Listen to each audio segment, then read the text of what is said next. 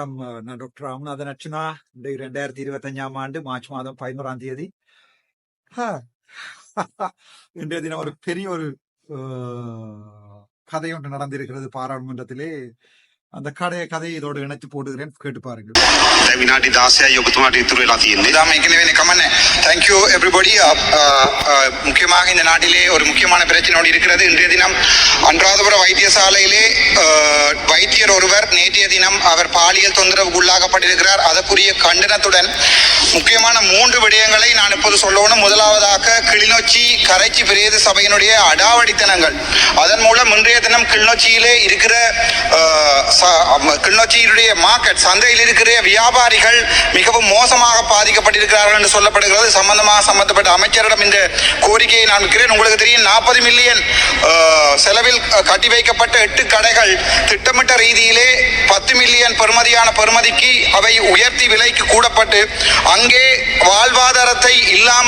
வாழ்வாதாரம் இல்லாமல் சிறு சிறு தொழில்கள் மூலம் அவர்களுடைய வருமானத்தை உழைக்கின்ற வியாபாரிகளை இன்றைய தினம் கரைச்சி பிரதேச சபை பாதைக்கு கொண்டு வந்திருக்கிற என்ற விடயங்களை சொல்லிக்கொண்டு, இரண்டாவதாக யாழ்ப்பாணத்தில் இருக்கிற முக்கியமான பிரச்சனை சாவகச்சேரி பிரதேச செயலத்தில் இருக்கிற பிரதேச செயலர் தொடர்பான முறைப்பாடுகள் வந்திருக்கிறது. இது சம்பந்தமாக ஜி.ஏ. பிரதீபன் அவர்களின் கவனத்துக்கு கொண்டு வருகிறேன். நீங்களும் உடன்பாடு என்று சொல்லுகிறார்கள். அங்கே காணிக்கிளை மற்றும் ஐசிடி கிளைகள் என்று சொல்லுகிறார்கள். அங்கே காணிக்கிளை மற்றும் ஐசிடி கிளைகளில் வேலை செய்ய உத்தியோகத்தர்கள் சும்மா இருக்கிறார்கள். அங்கே மக்கள் திருப்பி அனுப்பப்படுகிறார் என்ற முறைப்பாடு இருக்கிறது. இரண்டாவது விடயம். மூன்றாவது, இன்றைய தினம் ஆன்லைன் சம்பந்தமான அமைச்சு என்பதால் இந்த பிரச்சனையை கொண்டு வருகிறேன். கிளிநொச்சியிலே ராமநாதபுரம் மாயனூர் என்னும் பகுதியிலே விபச்சாரம் செய்கின்ற ஒரு பெண்ணுடைய பெயர் ஷாலினி என்று சொல்லியிருக்கிறார்கள். அந்த பெண் தன்னுடைய டிக்டாக் வலைத்தளம் மூலமாகவும் அது தவிர யூடியூப் வலைத்தளம் மூலமாகவும் விபச்சாரம் செய்கின்ற விடயங்கள் பொதுவெளிக்கு கொண்டு வரப்பட்டிருக்கிறது. அது தவிர அதுக்கு உடந்தையாக இருக்கும் கிளிநொச்சி ஓஎஸ்சி RM கிஷான் எனப்படுவார்கள், RM கிஷான் ரொஷான் எனப்படுவார்கள் உடந்தையாக இருக்கிறார். அது சம்பந்தமாக எங்களுடைய பாதுகாப்பு அமைச்சர் மற்றும் போலீஸ் அமைச்சருக்கு இந்த விடயத்தை நான் கொண்டு வருகிறேன். 4வது விடயம், DK கார்த்திக் சம்பந்தப்பட்ட மனநோயாளி ஒரு யூடியூபர் என்னை கொலை செய்வதாக சொல்லியிருக்கிறார். அதையும் நான் எங்களுடைய பொதுமக்கள் பாதுகாப்பு அமைச்சருடைய கவனத்துக்கு கொண்டு வருகிறேன். விடயத்துக்கு வருவோம். நாங்கள் நேற்றைய தினம் ஹிஸ்புல்லா என்று சொல்லப்படுகின்ற அமைச்சர் ஒருவர் ஒரு சில வசனங்களை சொல்லியிருந்தார். ராமநாதன் அர்ச்சுனாவை மருத்துவ பரிசோதனைக்கு அனுப்ப வேண்டும் என்று. மற்றவர்களை மருத்துவ பரிசோதனை அனுப்புவதாக இருந்தால் அவர்கள் மருத்துவத்துறைக்கு, அதாவது ஒரு மருத்துவ சாலைக்கு செல்ல வேண்டும். ஆனால் ஹிஸ்புல்லா அவர்கள் விடயமாக நான் 1-2 வசனங்களை சொல்லுகிறேன். நான் இஸ்லாம் மதத்துக்கு எதிரானவன் அல்ல. මම කවදාවත් කතා කරේ නෑ මේ අපේ රටේ තියෙන මේ ඉස්ලාමික මාර්ගයේ වරදි කියලා කවදාවත් කිව්වේ නෑ. මම කිව්වා දරුවෝ ටිකක් බඳලා දෙනවා නම් අවුරුදු 9 අවුරුදු 8 දරුවෝ බඳලා දෙනවා නම් ඒක අපි වෙන ආගමක් තියෙනවා නම් ඒ ආගමෙන් ඒගොල්ලෝ බඳලා දෙනවා නම් ඒක වැරදි කියලා මම කිව්වා. ඒක මගේ ආගම වෙන්න පුළුවන්, බුද්ධ ආගම වෙන්න පුළුවන්, ක්‍රිස්තියානිටි වෙන්න පුළුවන්, இஸ்லாம் වෙන්න පුළුවන්. ළමයි.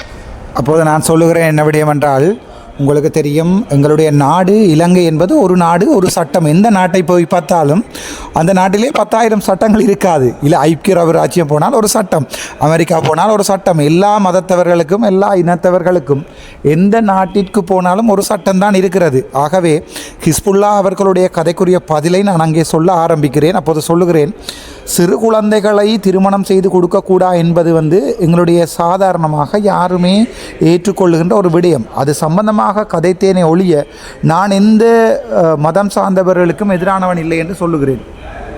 බදලා දෙනවා නම් ඒක වරදි කියලා මම කිව්වා. අනිත් එක ඒගොල්ලෝ දැන් මේක තියෙන එක රට. අපි දමල මිනිස්සු, අපි අවුරුදු ටිකක් යුද්ධ ආයුධ අරගෙන රණ්ඩු වෙච්ච මිනිස්සු අපි කියනවා මේ රට එක රට වෙන්න ඕනේ. එතකොට සමහරු කට්ටිය කියනවා. அப்போது நான் சொல்லுகிறேன், இது ஒரு நாடு. இங்கே 30 வருடங்கள் ஆயுதம் தூக்கி போராடிய நாங்களே சொல்லுகிறோம், ஒரு நாடாக இருப்பதற்கு நாங்கள் தயாராக இருக்கிறோம் என்று. ஒரு நாட்டிலே சம உரிமையுடன் இருப்பதற்கு நாங்கள் வேண்டிக் கொள்கிறோம். நாங்கள் கேட்கவில்லை தமிழர்களுக்கு சிறப்பான சட்டம், தமிழர்களுக்கு சிறப்பான இதை தாருங்கள் என்று நாங்கள் கேட்கவில்லை. நாங்கள் ஒரு நாடு, ஒரு சட்டம் என்பதையே வலியுறுத்துகிறோம்.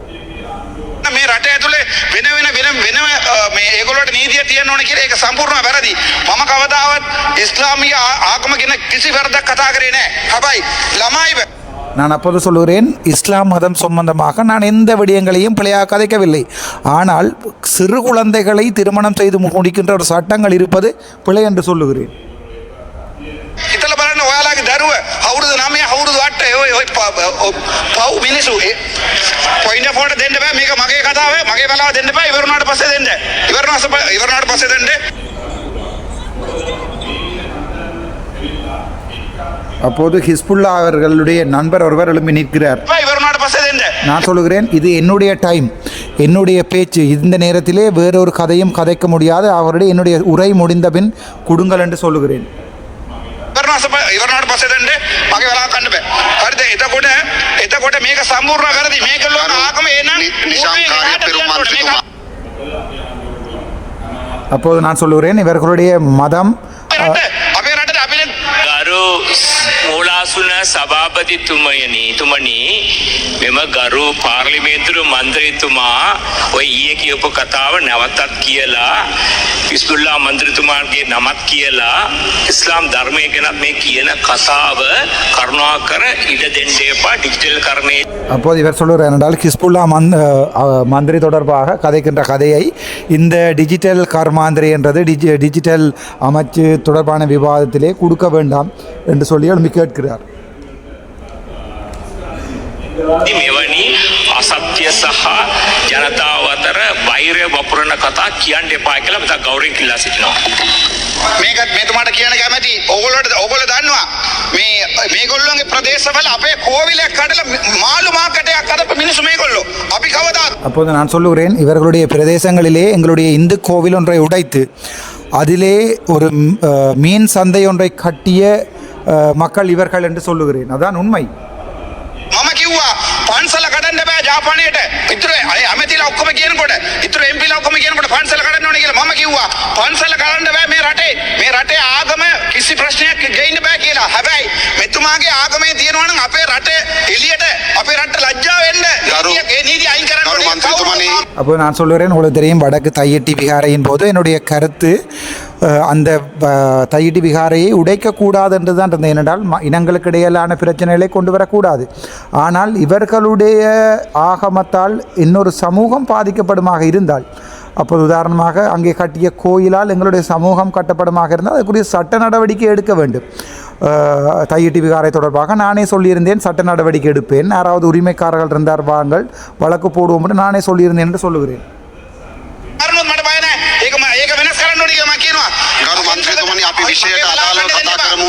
අහිංස දරුව කොහමද බඳලා දෙන්නේ අවුරුදු 8 අවුරුදු 9 බබාලව.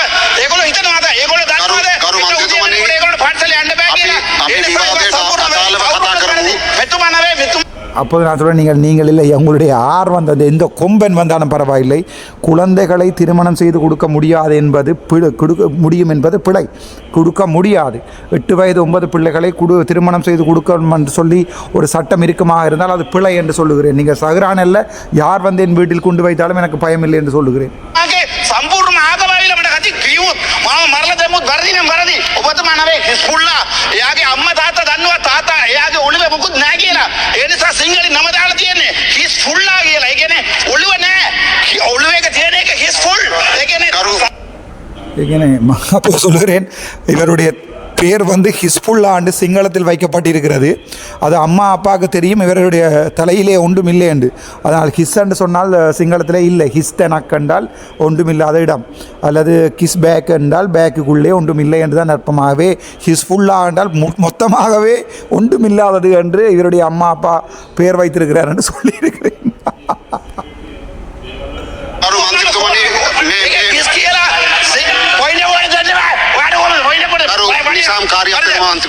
හිස්බුල්ලා මන්ත්‍රීතුමා ගැන කියපු සියලුම කතාව හැන්සට් වයිල් කපා දමන ලෙස ඉතා ගෞරවයෙන් අයද සිටින අතර දිගින් දිගට.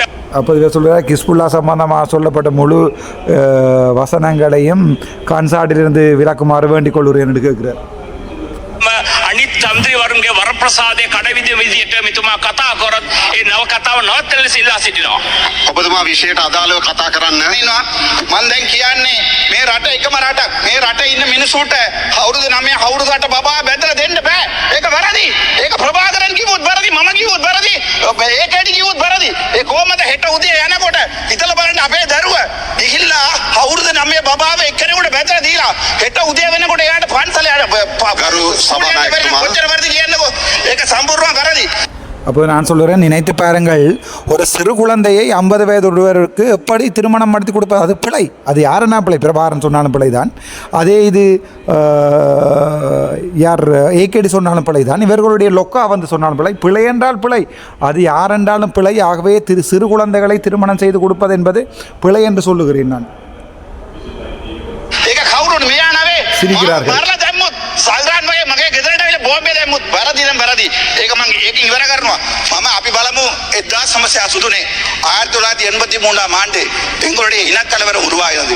அப்போது இருந்த காலத்திலிருந்து 1990 ஆண்டிலிருந்து எங்களுடைய இனம் சில சம்பந்தப்பட்ட இனத்தவர்களால் வெட்டி கொலை செய்யப்பட்டது. எங்களுடைய உயிர், எங்களுடைய உடல் உறவுகள் வெட்டி கொலை செய்யப்பட்டது. ஆனால் அப்போதுதான் நாங்கள் ஆயுதம் தூக்கினோம். 1990களில் கூட என்னுடைய தேசிய தலைவர் இவர்களை சொல்லியிருக்கிறார், உங்களுடைய உடைமைகளுடன் வெளியேறுங்கள். உடைமைகளை எடுக்க வேண்டாம் சொல்லவில்லை, ஒரு நாள் கொடுத்திருக்கிறோம், உடைமைகளுடன் வெளியேறும் என்று சொன்ன பிரபாகரின் வரலாறு இது.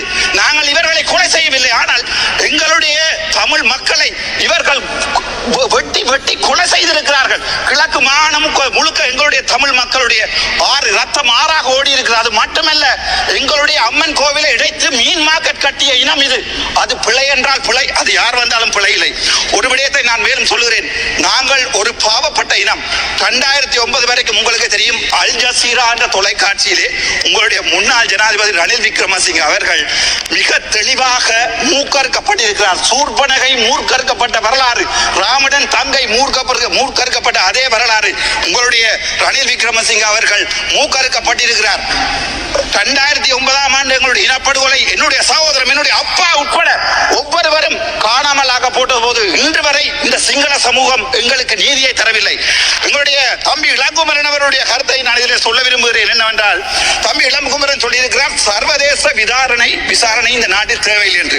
கவலை என்னவென்றால், என்னுடைய யாழ்ப்பாண சமூகம், எங்களுடைய அமைச்சர் உட்பட அனைவருக்குமே வாக்கு போட்டது எதுக்காக என்றால் எங்களுக்கு நியாயம் கிடைக்கும் என்ற ஒரே அடிப்படையில். ஆனால் தம்பி இளங்குமரனுடைய கூட்டு, சரி தம்பி இளங்குமரன் தான் ஒரு பேரினவாதிகள் என்ற ஒரு கட்சியோடு இருக்கிறார் என்று வைத்துக் கொள்வோம், அவருடைய தலைமை சொல்வதை தம்பி இளங்குமரன் சொல்ல வேண்டும், பாவம் அவன். ஆனால் எங்களோட இருக்கிற இந்த தமிழ் தேசிய கூட்டமைப்பு என்று சொல்லப்படுகின்ற இந்த கேவலம் கெட்ட ஒரு அரசியல் கட்சி எங்களை 16 வருடங்களாக விபச்சாரம் செய்திருக்கிறது. இந்த உள்ளூராட்சி சபை தேர்தலுக்கும் இந்த மாகாண சபை தேர்தலுக்கும் ஒவ்வொரு வாக்குகளும் இந்த தமிழ் தேசிய கூட்டமைப்பு, உங்களுக்கு தெரியும், சுமந்திரன் ஒருவர் இருந்தார், இதுல ஸ்ரீரன் ஒருவர் இருக்கிறவர். இவர்கள் ரணிலுடன் சேர்ந்து 2022 ஆண்டு கோத்தா ஹோம் என்று கோஹோம் என்ற ஒன்றை கொண்டு வந்த போது மக்கள் எதிர்பார்த்தது சிஸ்டம் சேஞ்ச். அதனால் தான் 189 பேர் அங்கே இருக்கிறீர்கள். ஆனால் இந்த தமிழ் தேசிய கூட்டமைப்பு என்பது எங்களுடன் ரணிலுடன் சேர்ந்து அவருக்கு சப்போர்ட் பண்ணி எங்களுடைய சர்வதேச விசாரணையை இழிவுபடுத்திய ஒரு சுமந்திரனை எங்களுடைய சமூகம் இந்த நாட்டிலிருந்து திரட்டி இருக்கிறது. அது பரவாயில்லை, நாங்கள் கந்தக காற்றுகளை சுவாசித்தவர்கள். எங்களுடைய பிள்ளை, எங்களுடைய இப்போது வெளிநாட்டில் இருக்கிற என்னுடைய தங்கை தாய், அம்மா செத்தா பிறகு அவளுடைய முளையை குடித்து வளர்ந்தவன் நான். தன்னுடைய தாய் வயிற்றிலே அந்த படங்கள் இருக்கிறது, முகப்புத்தகத்திலே போய் பாருங்கள் அல்லது நெட்டிலே பாருங்கள். தாய் செல் அடிபட்டு இறந்தா பிறகு இல்லையான் நோய்க்கின்ற தாயின் உடம்பிலே பாலை அருந்தியவன் என்று வெளிநாட்டில் இருப்பதால் தான் நான் என்று பாராளுமன்றத்துக்கு வந்திருக்கிறேன். அவன் போட்ட பிச்சை, வெளிநாட்டிலே என்னுடைய சகோதரர்கள் போட்ட பிச்சையால் 3 மாதத்திலே நான் பாராளுமன்றத்தில் வந்திருக்கிறேன். ஆகவே மிகவும் தெளிவாக எங்களுடைய அரசாங்கத்திலே கேட்பது 2009 மட்டுமல்ல, சஹ்ரானுடைய இந்த இனவாதிகளுடைய இந்த சகல விடயங்களை நாங்கள் சர்வதேச நீதிமன்றத்துக்கு கொண்டு போக வேண்டும். நாங்கள் எங்களுடைய நாட்டிலே உங்களுக்கு தெரியும், எல்லா அரசியல்வாதிகளும் எப்போதுமே டீல் அடித்துக் கொள்வார்கள். உங்களுக்கு வடிவா தெரியும், நல்லாட்சி என்று ஒன்று வந்தது, அதுக்கு பிறகு என்ன நடந்தது? 2009 கோத்தபாய வந்து விரட்டி அடிக்கப்பட்டவர், அதுக்கு பிறகு ரணில் வந்தவர். எந்த சமூகமும் எந்த மக்களும் என்னுடைய அழிக்கப்பட்ட இனத்துக்கு இதுவரைக்கும் எந்த நியாயத்தையும் சொல்லவில்லை. அதனுடைய அங்கமாக ஏகேடி சொல்லி இருக்கிறார் என்னவென்றால், தான் கூட சர்வதேச விசாரணைக்கு போக மாட்டேன். ஒரு வாக்கு யாழ்ப்பாணத்திலே ஏகேடியினுடைய கட்சிக்கு விழுமாக இருந்தால் அது என்னுடைய தலைவனுக்கும் என்னுடைய 44,000 போராளிகளுக்கும் இப்போது மீதம் இருக்கிற எங்களுடைய இனத்தின் கோடாளி காம்புகளாக இருக்கும் என்பதை உங்களுக்கு நான் சொல்லிக் கொண்டுகிறேன். அது தவிர உங்களுக்குமே தெரியும், எங்களுடைய புதுமாத்தலன் உட்பட சகல ஹாஸ்பிட்டல்கள் கூட ஷெல் ஆட்லரி அடிக்கப்பட்டிருக்கிறது, அங்கே புக்காரா அடிக்கப்பட்டிருக்கிறது என்ற உண்மையை அல் ஜசீரா தொலைக்காட்சியிலே எங்களுடைய முன்னாள் ஜனாதிபதி ஒத்துக்கொண்டிருக்கிறார். அது பரவாயில்லை. பட்டலாந்து படுகொலை உங்கள் சார்பாக நான் கதைக்கிறேன், உங்கள் குரலாகவும் நான் இருக்கிறதுக்கு தயாராக இருக்கிறேன். பட்டலாந்து படுகொலை எனப்பட்டுகிட்ட 88,000 உங்களுடைய சகோதரர்கள், உங்களுடைய ரோகண விஜயவீர் உட்பட எல்லாரையும் கொண்டு சுட்டு கொண்டே கனத்த மயானத்திலே உயிரோடு எறிந்த வரலாறு உள்ள ரணிலை நீங்கள் பிடிக்காமல் இருப்பது உங்களுடைய அரசியல் கலாச்சாரம் என்றால் நான் அரசியலிலே ஒரு புள்ளியாகவே இருக்க விரும்புகிறேன். சரி, அதையும் பார்ப்போம். உங்களுக்கு தெரியும், ஜெனரல் சவேந்திர டி சில்வா எனப்படுபவர் ஒரு பிளாக் லிஸ்ட் பண்ணப்பட்ட ஒரு ராணுவ கமாண்டோ. அவர் மனித உரிமைகள் மீறுகிறார் என்று சொல்லி யுஎன் ஹியூமன் ரைட்ஸ் கமிஷன் நேற்றைய தினம் கூட யுஎன் ஹியூமன் ரைட்ஸோட என்னோட ஒரு ஆன்லைன் சூம் மீதமான இது நடந்த போது என்னுடைய குரலை இந்த பாராளுமன்றத்திலே இவர்கள் கதைக்கவிட இல்லை என்பதை யுஎன் ஹியூமன் ரைட்ஸ் ஹை கமிஷனிலே முறைப்பாடாக எடுத்திருக்கிறார்கள். நான் இதை யுஎன் ஹியூமன் ரைட்ஸ் கொண்டு போயிருக்கிறேன். எனக்கு 77 நாள் கதைக்காம தந்திருப்பதற்கு. அதே போட்டுதான் எங்களுடைய சவேந்திர சில்வா அமெரிக்க அரசாங்கம். இன்னொரு சொல்லுகிறேன், நான் பலஸ்தீனத்திலே உங்களுக்கு தெரியும் காசாவிலே நடக்கின்ற போர், அந்த காசாவிலே நடக்கின்ற போரின் போது அமெரிக்காவால் சொல்லப்பட்ட விடயம் என்னவென்றால், கோத்தபாயவும் அதே நேரம் எங்களுடைய முன்னாள் ஜனாதிபதி மஹிந்த ராஜபக்சவும் எவ்வாறு எங்களுடைய மக்களை பாதுகாப்பு பிரதேசத்துக்கு போ என்று சொல்லி குண்டடித்தார்களோ அதே மாதிரியே கொலை செய்ய வேண்டும் என்ற ஒரு முறைமையை வலதுசாரி அமெரிக்கன் அமைப்பு ஒன்று இஸ்ரேலுக்கு சொல்லியிருப்பதாக எங்களுடைய மெஹதிஹாசன் சொல்லியிருக்கிறார். இதன் அடிப்படை என்னவென்றால், நாங்கள் சர்வதேசத்தால் நாங்கள் அழிக்கப்பட்டிருக்கிறோம் என்று ஏற்பட்டிருக்கிறது. யுஎன் ஹியூமன் ரைட்ஸ் கமிஷன் சொல்லுகிறது எங்களுடைய 40,000 சகோதரர்கள் அழிக்கப்பட்டிருக்கிறார்கள். இப்போது இருக்கும் ஒரே குரல், தமிழனின் ஒரே குரலாக நான் இருக்கிறதுக்கு ஆசை. எனக்கு சாவதற்கு பயமில்லை. சாவதா இருந்தால் எனக்கு பாதுகாப்பு நீங்கள் தரவில்லை, தேவையில்லை. என் கைகள் என்னை பாதுகாத்துக் கொள்ளட்டும். அல்ல என் உடலை என்னுடைய சகோதரர்களுக்கு நீங்க அனுப்பி வையுங்கள். 44,000 உறவுகள் பார்த்து கொண்டு தான் இருக்கின்றன. உங்களுடைய அரசாங்கம் தந்து பாதுகாப்பில் வாழ்வதை விட என் உயிரை இழந்து என் சகோதரர்களோட போயிருக்க நான் தயாராக இருக்கிறேன். ஆனால் மிகவும் கவலை என்னென்றால், இந்த 1-2 ஒரு முஸ்லிம் அமைச்சர்கள் எங்களை பார்த்து கலைக்கிறார்கள். நாங்கள் எந்த இனத்துக்கும் எதிரானவர்கள் அல்ல. ஒரு நாளில் போங்கோ, யாழ்ப்பாணத்தை விட்டு வெளியேறுங்கள் என்று சொல்லி உடைமைகளுடன் வெளியேறுங்கள் சொன்ன தலைவன் நான், என்னுடைய தலைவன். ஆனால் இவர்கள் என்ன சொல்லி இருக்கிறார்கள் என்றால், எனக்கு மூளை சரியில்லை. இதே அவருடைய தாயார் தெளிவாக සිංහලத்திலே பேர் අම්මා හිස්බුල්ලාගේ අම්මා හරියටම නම දාලා තියෙනවා හිස්බුල්ලා ඒ කියන්නේ ඒ ඔළුව හිස් කියලා කියලා දෙන්නේ ඒක සිංහලෙන් නම දාලා දෙන්නේ කඩාගෙන ඉන්නේ ගරු මන්ත්‍රීතුමනි සාදාරණ ෆිල්ම් ගරන්ට ගරු මන්ත්‍රීතුමනි අපි මේ විවාදය විනයානුකූලව ගෙන යා යුතුයි මගේ අයිතිවාසිකම් තියෙනවා මගේ නම සටහන් කරලා ඒ හිස්බුල්ලා මන්ත්‍රීතුමා කියපේකට උත්තර දෙන්න මට අයිතිය තියෙනවා වෙනත් මන්ත්‍රීවරුන්ට අපහාසයක් වෙනවා නම් ඔබේ කතාව නවත්තන්න සිද්ධ වෙනවා මට. කොච්චරලා තියෙනවද? වෙන මන්ත්‍රීවරුන්ට හෝ කාට හෝ අපහාසයක් කරනවා නම් මේ කතාව නවත්තන්න සිද්ධ වෙනවා මට. මන්ත්‍රීතුමා අහන්න මගේ නම සටහන් කරලා මා පිස්සක් කියලා ඔබතුමා විවාදයට සහභාගී වෙන්න. அப்போ நான் சொல்லுகிறேன் தெளிவாக, ஹிஸ்புல்லா எனப்படுகின்றது. இவருடைய தாயார் இவருக்கு சிங்களத்தில் பெயர் வைத்திருக்கிறார். அவர் முஸ்லீமாக இருந்தாலும் சிங்களத்துக்கு பெயர் வைத்திருக்கார். ஏனென்றால் சிங்களத்தில் சொல்வார்கள் ஹிஸ் என்றால் இல்லை என்று அர்த்தம், ஃபுல் என்றால் உங்களுக்கு தெரியும் ஆங்கிலத்திலே முழுவதும் என்று. ஆகவே முழுவதுமாக ஒன்றுமில்லாதவர் என்றுதான் இவருடைய பெயரை வைத்திருக்கிறார்கள் என்று சொல்லும் போது அவர் மறுபடியும் எழும்பி சொல்லுகிறார் பெயரை பாவிக்கிறார் என்று. அப்போ நான் சொல்றேன், வாயை மூடிக்கொண்டிரா, shut up and sit down will you என்று, வாயை மூடிக்கொண்டிருக்கிறியா ப்ளீஸ் என்று சொல்லி பேசுகிறேன். இவர் சொல்லுகிறார் அவருடைய பெயரை பாவிக்க வேண்டாம் என்று. ෆීඩෝෆීලියා කියන්නේ ඔබතුමාගේ කාලය තව විනාඩියයි. මගේ බලාව අර පැත්තට දීලා තියෙනවා වරදක් කරන්න එපා. ෆීඩෝෆීලියා කියන්නේ පොඩි ළමයිත් එක්ක සෙස් කරන ලෙඩක් තමයි ෆීඩෝෆීලියා. එතකොට පොඩි දරුවක් අපි දැක. அப்போது நான் சொல்லுகிறேன், ஃபீடோஃபீலியா என்ற ஒரு மனநோய் ஒன்று இருக்கிறது, ஒரு மருத்துவத்திலே எங்களுக்கு இருக்கிறது. ஃபீடோஃபீலியா அதாவது குழந்தைகளுடன் உடலுறவு கொள்ளும் ஒரு மனநோய். அது குழந்தைகளை பார்க்கும் போது அவர்களுடன் உடலுறவு கொள்ள தோன்றும் அந்த மனநோய். இப்போது சொல்லுங்கள், அதை விரும்புகின்ற சட்டத்தை விரும்புகிறவர்கள் மனநோயாளிகளா அல்லது குழந்தைகளை தொடக்கூடாது சொல்லுகின்ற நான் மனநோயாளியா என்று கேட்கிறேன் சிங்களத்தில். එයාත් එක්ක සෙක්ස් කරන්න ඕනේ කියලා හිතනවා නම් ඒක ෆීඩෝෆීලියා. එතුමාට සයිකෝද නැත්නම් ඒක බරදි කියලා කියපු එකට මම පිස්සක්ද කියලා මම මේ ජනතාවට අහනවා. ඒක අමතරව මට කියන්න කැමතියි. මම තපරේ ඉවර කරන්න. මට ඕන නැහැ වෙලාව ඔයගොල්ලෝගේ වෙලාව අරගෙන මට කතා කරන්න කිසි ඕනම ඕමනාවක් නැහැ. அப்போ உங்களுடைய நேரம் எனக்கு தேவையில்லை. அப்போ சொல்லுகிறேன், உங்களுடைய நேரம் எனக்கு தேவையில்லை. உங்களுடைய நேரத்தை எடுத்துக்கொண்டு கதைக்க வேண்டிய தேவை எனக்கு இல்லை. என்னுடைய நேரத்தை நீங்கள் தரவில்லை. அது நாங்கள் யூஎன் ஹியூமன் ரைட்ஸ் ஹை கமிஷனிலே முறையிட்டிருக்கிறேன். அதற்கு பிறகுதான் இவர்கள் என்னுடைய நேரத்தை தருவதற்கு ஒத்துக்கொண்டார்கள். அதே நேரம் என்னுடைய பேரை யாராவது சொல்லி அவர் என்னை அபகீர்த்தி ஏற்படுத்தினால் அதுக்குரிய பதிலை சொல்ல வேண்டிய தேவை எனக்கு இருக்கிறது என்று சொல்லுகிறேன்.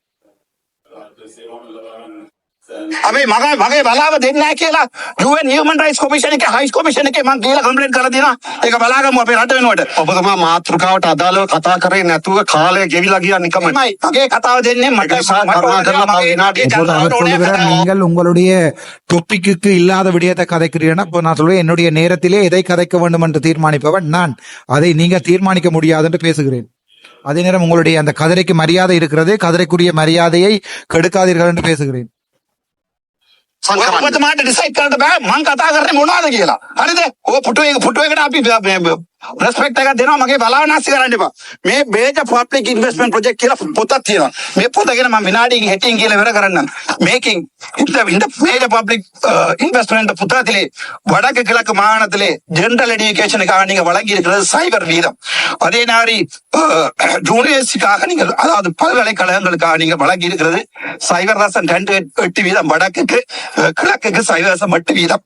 அதே மாதிரி இளைஞர்களுடைய விளையாட்டுத்துறைக்காக நீங்க வழங்கி இருக்கிறது 0. அதே மாதிரி பெண்களுடைய பாதுகாப்புக்காக வழங்கி இருக்கிற 0. பின்னாடி religion cultural and heritage ministry 2350 million பாவித்திருக்கிறது. ஆனால் இந்த புத்தகத்திலே வடக்கு கிழக்கு இருக்கிறது 0. அதே நேரம் நார்தர்ன் ப்ராவின்ஸ்ல அக்ரிகல்ச்சர் அண்ட் லைவ் ஸ்டாக்குக்காக 18 பில்லியனும் 25 பில்லியனும் பாவிக்கப்பட்டிருக்கிறது. வடக்குக்காக டூரிசத்துக்கு வரப்பட்டிருக்கிறது பிந்துவாய் 0. මුචදේ සොලේ අපේ දෙනම ඉවර කරන්න. ඒ වගේ නොදර් ප්‍රොවින්ස් එකේ අපි මුල්ලෙවායි කාලේ අපේ අර පාලම හදන්න දුන්නා මිලියන් 500ක්. හැබැයි 500 மில்லியன் கொடுக்கப்பட்டிருக்கிறது. அந்த 500 மில்லியன் 1.37 வீதம் மொத்தம் உங்களுடைய வடக்கினுடைய செலவினுடைய 1 வீதம் 0 வீதமான இவற்றையெல்லாம் தந்துவிட்டு வடக்கு மக்களுடைய வாக்குகளை நீங்கள் பிச்சையா கேட்டு என்னுடைய இனத்தை என்னுடைய இனத்தை நீங்க அவமதிப்பீர்களா இருந்தால், வடக்கில் இந்த முறை உள்ளூராட்சி சபையிலே விழுகிற ஒவ்வொரு ஓட்டும் எனக்கு எதிரான ஓட் அல்ல, என்னுடைய தமிழனுடைய எதிர்காலத்துக்குரிய ஓட். ஆகவே ஒவ்வொரு மக்களும் தயவு செய்து சிந்திக்க வேண்டும். நாங்கள் யார்? நாங்கள் தமிழர். நாங்கள் இன்னொரு இனத்தை ஒரு நாளிலே ஒழுங்காக வெளியே போ என்று சொன்ன தமிழ் என்னால் நாங்கள் செய்யவில்லை, கூட செய்யவில்லை. ஏனென்றால் நான் தமிழன்டா, யாழ்ப்பாண தமிழ் முடிந்தால் பண்ணிப்பேன். தேங்க்யூ. ගරු රාමනාදන් අර්ජුනා මන්ත්‍රතුමාගේ කතාවේදී මෙම සභාවේ වෙනත් මන්ත්‍රීවරයෙකුට හෝ කිසියම් ආගමකට අපහාසයක් සිදුවන වචන තිබේ නම් ඒවා හැන්සාඩ් වාර්තාවෙන් ඉවත් කිරීමට ගරු කතානායකතුමාගේ අවධානයට යොමු කරන බව නිවේදනය කරමි. அப்போ அவர் சொல்லுகிறார், ராமநாதன் அர்ச்சுனா அவர்களுடைய மந்திரி அவர்களுடைய பாராளுமன்ற உறுப்பினருடைய கதையிலே வேறு ஏதோ மதங்களை நிந்திக்கும் வசனங்களோ அல்லது வேறு ஏதாவது பாராளுமன்ற உறுப்பினர்களுடைய தனிப்பட்ட பெயரை பாதிக்கும் வகையில் ஏதாவது வசனங்கள் இருந்தால் அவற்றை அகற்றுவதற்கு, கன்சார்ட்டிலிருந்து அகற்றுவதற்கு நான் ஒரு முன்மொழிவொன்றினை எங்களுடைய சபாநாயகரிடம் முன்வைக்கிறேன் என்று சொல்லியிருக்கிறார். அவ்வளவுதான். ஆனால் இவர்கள் போட போகிறார்கள் போது அர்ச்சுனாவின் கதை கன்சார்ட்டில் இருந்து நீக்கம் என்று. அதான் எங்களுடைய தமிழ் மீடியாக்கள். இதுல என்ன விடயம் என்றால், ஒரு சில விடயம் நீங்க பார்த்திருப்பீங்க.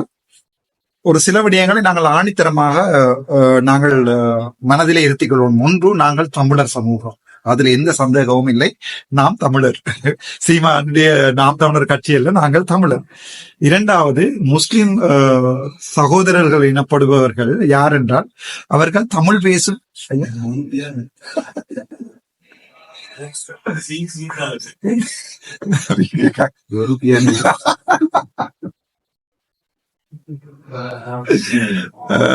என்பிபியினுடைய மதுரை டிஸ்ட்ரிக்ட் பாராளுமன்ற உறுப்பினர். யாருடைய சண்டை பிடிப்பதில்லை, என்னோட பாராளுமன்றத்தில் உள்ளதா இருக்கிறேன்.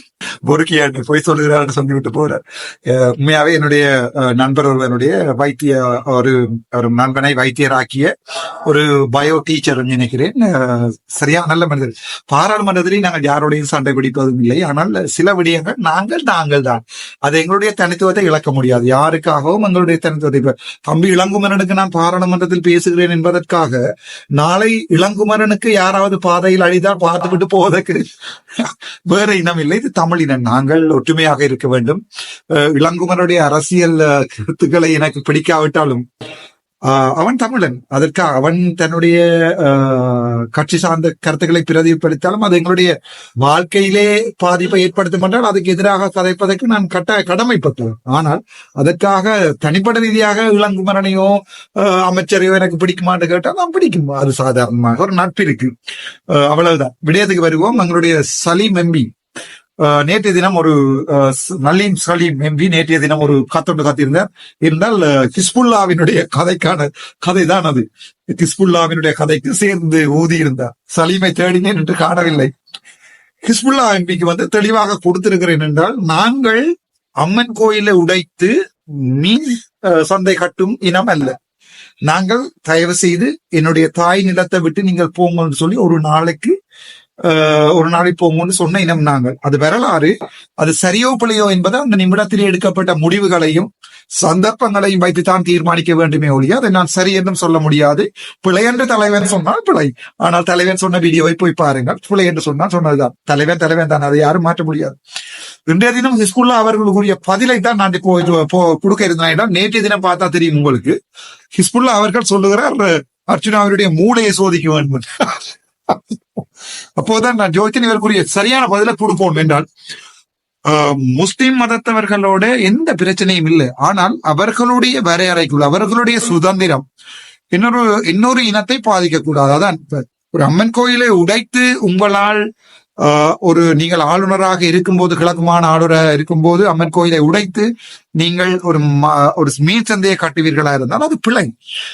அதனிடம் இன்னொரு பாராளுமன்ற உறுப்பினரை பற்றி நீங்கள் தனிப்பட்ட ரீதியில் அவதூறு பெறப்பீர்கள் என்றால் உங்களுக்கு முழுவதுமாக ஃபுல் ஹிஸ் என்று சொல்வதை தவிர எனக்கு வழி இல்லை.